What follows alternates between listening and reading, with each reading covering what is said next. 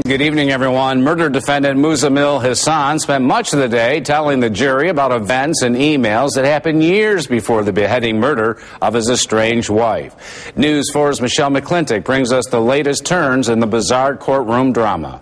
Muzammil Hassan spent another day on the witness stand trying to paint himself as a victim to his wife's alleged demanding and hostile behavior.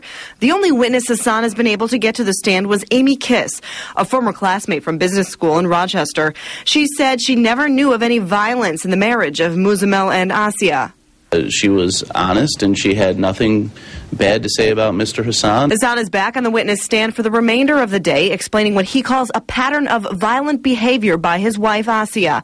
His legal counsel, Jeremy Schwartz, continues to be seated next to Hassan as the defendant continuously refers to him for clarification and guidance throughout his lengthy testimony. It's certainly a measured approach, and it's certainly a thorough approach. Hassan continues to refer to medical and police records in Asia's name only to explain his interpretation of some of the abuse she alleged to.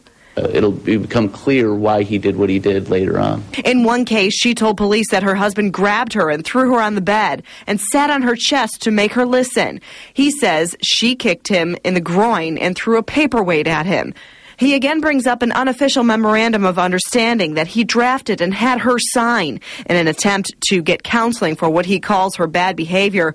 Trial attorney Paul Cambria sat in on some of the testimony.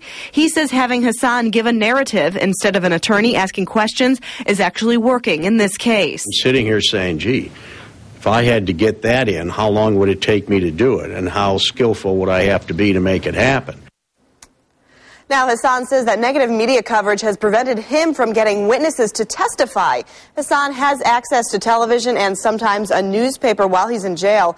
As court is wrapping up today, Judge Thomas Franzek asked Hassan to streamline his testimony going forward.